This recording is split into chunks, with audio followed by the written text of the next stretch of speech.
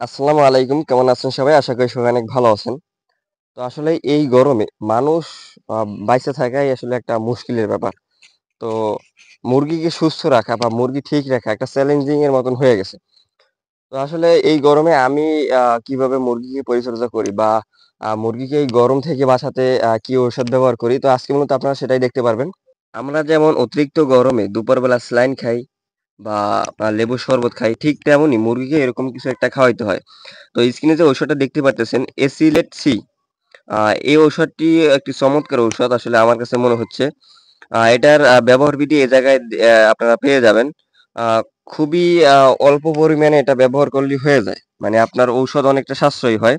আর এটি ব্যবহারের নিয়ম হচ্ছে আপনি প্রতি ৫ লিটার পানিতে ১ গ্রাম ঔষধ দিবেন।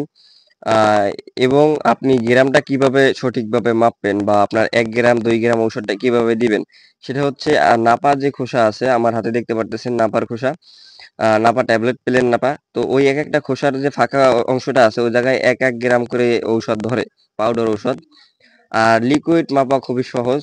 সিরিঞ্জ দিয়ে মাপা যায়। কিন্তু পাউডার যে ঔষধগুলো সেগুলো মাপা একটু কষ্টসাধ্য। তো দেখেন আমি আসলে নাপার যে ট্যাবলেটের খোসা আছে সেটা দিয়ে মেপে নিব। আপনারা অবশ্যই যাদের এরকম কোনো পাত্র নাই ১ গ্রাম মাপার। আর মিটারে আসলে ১ গ্রাম খুব কম ওঠে। যাদের বড় মিটার তাদের আসলে ১ গ্রাম ২ গ্রাম এরকম মাপা যায় না। তো একেবারে হাত দিয়ে চেপে আপনারা সম্পূর্ণ করে নিবেন তাহলে ১ গ্রাম সম্পূর্ণ হবে। যেহেতু আমি ১৫ লিটার পানি ইউজ করতেছি সেহেতু আমি পার ৫ লিটারে আমি ১ গ্রাম করে দিব। ১৫ লিটারে আমি ৩ গ্রাম দিব। তো ৩ গ্রামে আপনার হয়ে যাবে। দেখেন এই ঔষধটা কিন্তু আসলে ১০০ গ্রামের। আ ১০০ গ্রামের একটা ঔষধ প্রতিদিন ৩ গ্রাম দিলে হয়ে যায় আমার। তো এটা দিয়ে আমি অনেকদিন আসলে চালাইতে পারি বা অনেকদিন খাওয়ানো যায়। আর মূল্যটা তেমন বেশি না। আপনার ৳১২০ র মতন নিছিল মনে হয়। সঠিকটা খেয়াল নাই। এরকমই হবে। আর অবশ্যই যেকোনো ঔষধ আপনি পানির সাথে মিলানোর সময় খুব ভালো করে মিলানোর চেষ্টা করবেন। যাতে ঔষধ পানির সাথে সব পানিতে মেলে। না হলে কিন্তু আপনার ঔষধের যে কার্যকারিতা সেটা কিন্তু ভালো হবে না।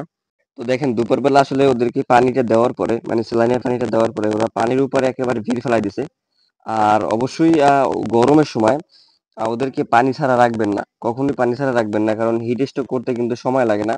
দেখেন পানি দেওয়ার সাথে মানে খাবারের প্রতি কোনো ওদের ইচ্ছাই নাই বা খাবারের প্রতি কোনো নজরই নাই। ওরা শুধু পানির দিকে সবাই পানি খাওয়ার জন্য একেবারে উঠে পড়ে লাগছে। হিট স্ট্রোক কিন্তু বেশিরভাগ দুপুর বেলায় হয়। অবশ্যই ফ্যানের দিকে লক্ষ্য রাখবেন যাতে ফ্যান অফ না থাকে ভুলবশত। এবং পানি অনেক সময় দেখা যায় যে আপনি সকালবেলা অল্প পানি দিলেন, দুপুরবেলা দেখা যায় আপনি খামারে যান নাই, ২-১ ঘন্টায় পানি নেই।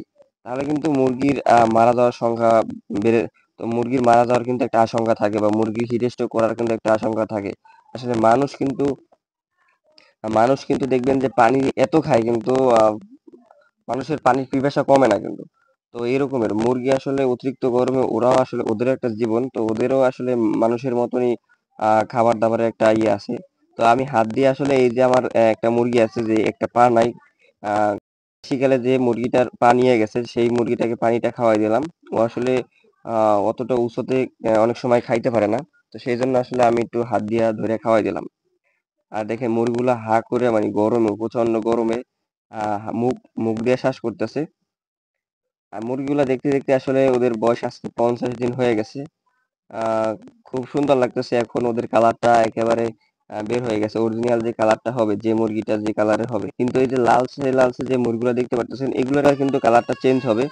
কিন্তু এই যে ফোট দেখতে পারতেছেন এগুলো এরকমই হবে। কিন্তু লাল যেগুলা আছে এবং কালো যেগুলো আছে ওগুলা আরো সুন্দর হবে। তো যাই হোক এই ছিল আজকের ভিডিও। সবাই মুরগির দিক খেয়াল রাখবেন। ভালো থাকবেন, সুস্থ থাকবেন। আসসালামু আলাইকুম।